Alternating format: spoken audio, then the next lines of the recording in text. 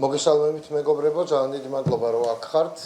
საქართველოს ბელორუსი არ იქნება, ჩვენ ეს ბევრჯერ გვაქვს მოსმენილი, მაგრამ საქართველოს ბელორუსი იქნება თუ ჩვენ ძალიან მალე ამ ვითარებას არ შევცვლით. საერთოდ წარმოუდგენელი ამბავი ხდება ერთი შეხედვით, მაგრამ ამ რეჟიმისგან წარმოუდგენელი არაფერი არ არის. გუშინ დააყადაღეს 4 ფონდი, ნანუკა ჟორჟოლიანის ფონდი, პროსპერიტი ჯორჯია, ეგრეთ წოდებული გილაურის ფონდი, ფონდი ერთმანეთისთვის და თბილისის ადამიანის უფლებათა სახლი. ეს იცით რა ფონდებია? ეს არის ფონდები, რომლებიც ეხმარებიან მაგალითად პატიმრების ოჯახებს. ამ ყადაღით დღეს პატიმრები, რომლებიც ისედაც უკანონო პატიმრები არიან, მაგალითად ისინი და მათი ოჯახის წევრები დარჩებიან მნიშვნელოვანი დახმარების გარეშე. და ყველა პატიმარმა და პატიმრის ოჯახმა იცის, რამდენად მნიშვნელოვანია ამ დროს ფინანსური დახმარება, მორალურიც, მაგრამ აუცილებლად ფინანსურიც. ეს იცით რა ფონდებია, განსაკუთრებით ნანუკას ფონდი, რომელმაც ამ ქვეყანაში მართა გურიის ფორს-მაჟორი, ეგრეთ წოდებული გურიის უმნიშვნელოვანესი პრობლემა. გააკეთა ის, რაც უნდა გაეკეთებია სახელმწიფოს. ეს ის ფონდებია, რომელიც უკანონოდ დაჯარიმებულ ადამიანებს უხდის ჯარიმებს. მე ცალკე მინდა გავჩერდე ნანუკა ჟორჟოლიანზე, ალბათ მიკერძოებული ვარ ჩემი მეგობრობის, ჩვენ ხანგრძლივი თანამშრომლობის და ასე შემდეგ, ამ ყველაფრის გამო და მისი ჟურნალისტობის გამო, მაგრამ პირდაპირ მინდა გითხრათ. მეგობრებო, ჩვენ ველოდებით ყველაფერს ამ ქვეყანაში ყველასგან და ბუნებრივია რომ ფონდების დაყადაღება ეს არ არის არც პირველი, არც უკანასკნელი ამბავი, რასაც ქართული ოცნება აკეთებს. ამის შემდეგ საბოტაჟის საქმეზე ცხადია რომ პოლიტიკოსები და არასამთავრობო ორგანიზაციები იქნებიან დადანაშაულებულები, მაგრამ ძალიან არასწორი ადრესატია ნანუკა ჟორჟოლიანი. თუ ვინმესგან შიში არასოც არ მინახავს, საკუთარ თავზე მეტად ეს შემიძლია თქვა ნანუკა ჟორჟოლიანს. ზოგჯერ ისე უსაზღვროთ არის ხოლმე ამგვარად, რომ ვეუბნებ ხოლმე, რომ ფრთხილად დამშვიდდი. ნანუკა ჟორჟოლიანზე გაჩერება ამ რეჟიმს გადაწყვეტილი თუ აქვს, მე მინდა ვთხოვო ყველას, ვინც მთელი ჩემი ჟურნალისტური თუ მედია მენეჯერობის პერიოდში, რუსთავიორში, თავარ არხზე, ეხლა უკვე ტელეპირველზე, მაგრამ ყოველგვარი ტელევიზიის მიღმაც ამ გოგოს გადაურჩენია პირდაპირი მნიშვნელობით სიკვდილს გამოსტაცა. ეგრე არ არის რომ გამოაცხადა რომ ადამიანი ცუდად არის და თუ შეიძლება დავეხმარო და ფული შევაგროვოთ, არა. ჩემთვის თუ ვინმეს უთხოვია რომ დამეხმარე, იცით რა ფორმით უთხოვია? თხოვე ნანუკას რომ გამოაცხადოს. მეგობრებო, ჩვენ არ ჩაგიგდებთ ხელში ადამიანს, რომელმაც განსაკუთრებით ბოლო პერიოდში სრულიად წარმოუდგენელი რაღაცები აკეთა. არც სხვა ფონდებს, თორე ჩვენ ვიცით ეს ადამიანები მიდის. ჩვენ ვიცით რას ნიშნავს, როცა სიკეთეს აყადაღებს ბოროტება, როცა სიყვარულს აყადაღებს სიძულვილი. ჩვენ ვიცით რას ნიშნავს ქართული ოცნება, როცა ევროპას აყადაღებს საბჭოთა კავშირი. ჩვენ ეს ვიცით და ამის შესაძლებლობას არ მოგცემთ. ჩვენ გულწრფელად გეტყვით, გონია რომ სისხლსამართლის საქმე და ბრალი იქნება წარდგენილი, მე არ ვიცი პატიმრობაზე გაიწევიან თუ არა, მაგრამ კვლავ მიმართავ ყველას.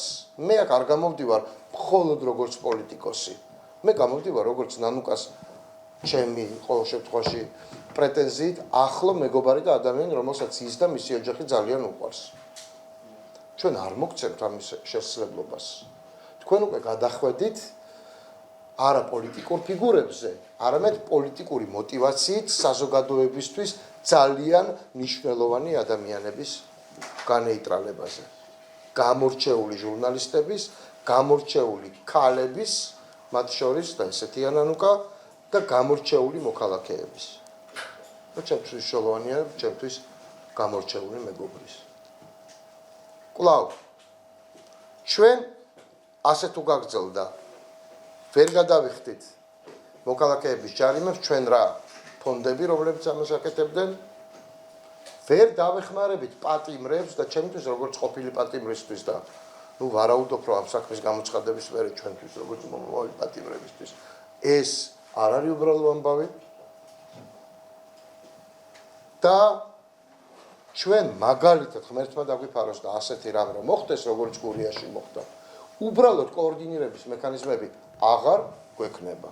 რას ედავებით ნანუკა ჟორჟოლიანს, რას ედავებით კილაურის ფონდს, რას ედავებით სხვებს სიკეთეს? ამ ხალხს ფული, ამ ფონდებს ფული ქონდა უბრალო ხალხისგან. ბიძინა ივანიშვილის ქველმოქმედება იყო მოპარული გადასახადების ხარჯზე. და დღეს კიდევ უფრო მეტ სიპარავს და ინაზღაურებს ყველაფერს, რაც ოდესმე დაუხარჯავს. და იყო თან პოლიტიკური მოტივით, და ამ ხალხს არაფერი არ უნდა გარდა იმისა, რომ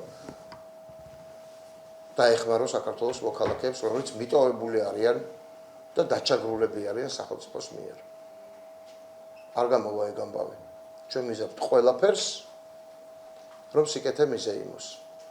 ჩვენ ვიზამთ ყველაფერს, რომ კიდევ ერთი სინდისის პატიმარი 1 2 3 ან 10 არ ყავდეს ამ ქვეყანას. ფიზიკურად დავიცავთ ამას ყველაფერს. სამართლებრივსო თავი დავანებოთ. მე დავამატებ, პირველ რიგში ბუნებრივია მხარდაჭერა 4-ვე ფონდს.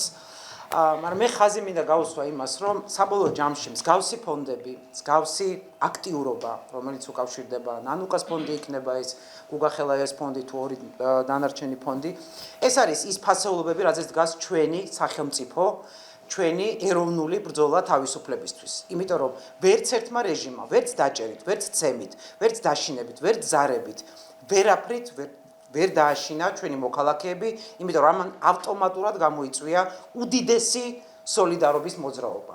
ავტომატურად შეიქმნა ფონდები, ავტომატურად სოლიდარობის სივრცე გაჩნდა, სადაც მოქალაქეებს, ბიზნესებს, თავისუფალ საქართველოს თავისუფალ მოქალაქეებს ჰქონდათ საშუალება, რომ გვერდზე დადგომოდნენ ყველას, ვისაც ებრძვის რეჟიმი. ეხლა თანადგომა ჭირდებათ ამ ფონდებს და მათ ეს თანადგომა ექნებათ.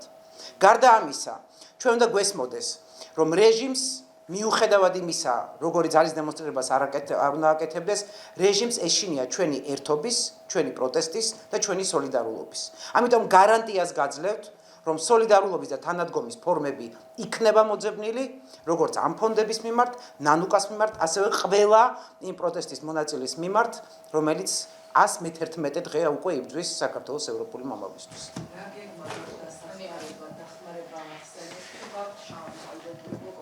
უკვე არსებობს, იმიტომ არის უნიკალური საზოგადოება, ქართული საზოგადოება, რომ მე მახსოვს, როდესაც ივერი მელაშვილის გირაო დადგინდა, წუთებში, 15 წუთში შეიკრება უდიდესი თანხა. ყველანაირი, არ ვიცი, რაღაცა დიდი დაგეგმარების გარეშე. დღეს უკვე აქტივისტებმა გამოაცხადეს, რომ ინდივიდუალურად შეიკრებება თანხები. აქ იმაზე არ არის ლაპარაკი, ჯარიმას გადაიხდის, არ არის, საერთოდ ეს ჯარიმა არ არსებობს. არც ერთი ჯარიმა არც გადამიხდია და არც გადავიხდი, იმიტომ რომ ეს სისტემა არის არალეგიტიმური.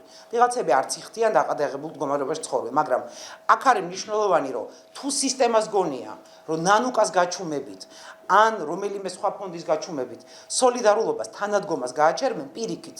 მიიღებენ უარეს, მიიღებენ უფრო მტკიცე სოლიდარულობას, უფრო მტკიცე და სხვა ფორმას ჩვენი მოქალაქეების თანადგომის. აქ არის ფასეულობაში თავისუფლებისთვის ბრძოლაში ერთად ყოფნაში არის თავარი და არა იმ რაღაცა გამოწერილ ქაღალდებში, რომელსაც აი ესე ერთმანეთს უფრიალებენ, მერე თვითონ იჭედებიან, ეს მოსამართლეები არ ვიცი სასაცილო და სიამდვილეში საკუთარი სირცხვილის ისტორიას წერენ.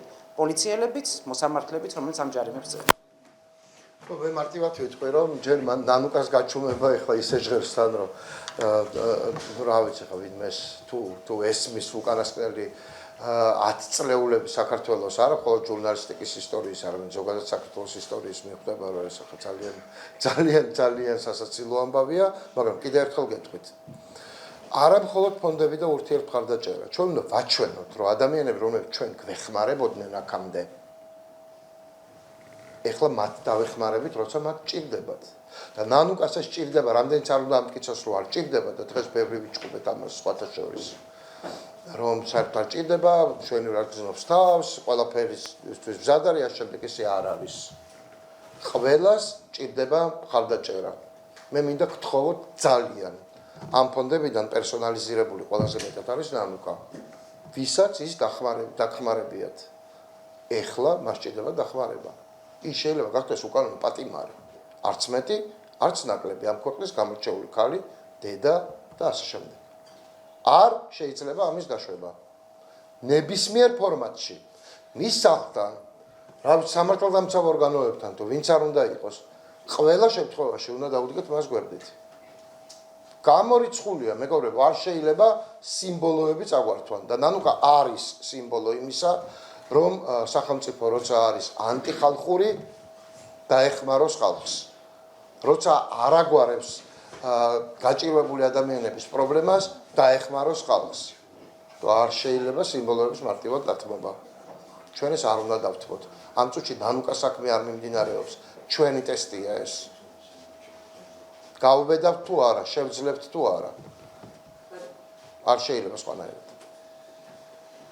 მე მინდა ბუნებრივი გასაგებია და პოლიტიკური განცხადება ამის მიღმა. თქვენთვის ნიკარაგუასთვის როგორც იურისტისთვის სისხლის სამართლის ის საქმე, რომელიც არის აღძრული და ფაბულა, რომელიც პროკურატურამ გუშინ გამოაქვეყნა, იქ არის ნამდვილად. 312-მდე მოხსე ლაპარაკობთ. წინახაზის ბავშვებისთვის არის წინახაზის შეძენა, ეს არის გამოაქვეყნა. წინახაზის ბავშვები ფრონტზე ხო არიდნენ? და ხო, რაზე არის მაშინ საუბარი და წინვინს იდგა და რომლებსაც ესროდნენ გაზს, რა მნიშვნელობა აქვს? როგორც იურისტი ვერ ხედავთ ძალიან მარტივად გიპასუხებთ. ამ ფონდების საქმიანობასთან დაკავშირებით. ძალიან მარტივად გიპასუხებთ. როგორც იურისტს ჯერთი გონიათ, რომ მე ნამუკა ჟორჟოლიანი არ მიცნობს, ერთი, მეორე. ეს რომ პრობლემური ჩანაწერი იყოს, რატო გონიათ, რომ ეს ჩანაწერი იქნებოდა საერთოდ იქ, სადაც არის. და წინა ხაზი რა არის? ფრონტის შემტევია, ატომური ბომბის სროლის წერტილია თუ რა არის? იმ აქტიური მოვლენების დროს რა ხდება მე რა? ადგილზე? გას, კი, პატარა ბავშვებს გას უშვერდნენ სახეში. წინ ვინც იყო, იმათ განსაკუთრებით და მათ ჭირდებოდა დაერწინახებ რა არის იმაში პრობლემატური. ფოიერვერკების როლა ადმინახავს. ფოიერვერკების როლაც მინახავს, ფოიერვერკების როლაც მინახავს, მაგრამ მინახავს ბავშვების დაზიანება, თავის გატეხვა და მათი თავით ფეხბურთის თამაში. აი ეს მინახავს და აი ამ ბავშვებს ეხმარებოდა ნანუკა ჟორჟოლიანი და არა ფოიერვერკით შემთხვევით თითებდამწვარ პოლიციელებს და ძალიან კარგს ეჭვებოდა ნანუკა ჟორჟოლიანზე ლაპარაკობ. არ დაგაჩაგრინებთ მეგობრებო ხალხს, რომელიც ჩვენ გვეხმარება, ჩვენ რა, ქართველებს, ამ სახელმწიფოს, ეგრე არ არის. ეგრე არ არის. როგორც იურისტი მე შემიძლია გითხრათ რა განაჩენილდება ბიძინა ივანიშვილს ბევრი რამის გამო. გაინტერესებთ გითხეთ და გეტყვით. დანაშაულის სხვადასხვა შემადგენლობებს. 318 მოხსნა შეეხება საბოტაჟს. ფონდით საბოტირება შეუძლებელია, ამიტომ ეს არის მაინც შუალედური გამოძიება და სადღაც აპირებენ ამით წასვლას. ერთნიშნულოვანია, მე მაგალითად 318 მუხლით დაკითხული ვარ ამ ხელისუფლების პირობებში ალბათ 6 ჯერ. და არც ერთხელ არ ვიცოდი საერთოდ რას მეკითხებოდა, იმასაც კი ვერ ხვდებოდი. 318 მუხლი არ ვიცი, მაგრამ სახელმწიფო გადატრიალების ავტორი ამ ქვეყანაში არის ერთადერთი ქართული ოცნება. თქვენ თუ გონიათ, რომ სახელმწიფო გადატრიალებებს მარტო არასახელისუფლებო ძალები იწვევენ, ძალიან ვცდებით. ეს არის ხელისუფლების მითვისება, რაც არის კონსტიტუციური გადატრიალება. და კონსტიტუციური გადატრიალების მომწყობი ხალხი დაისჭება.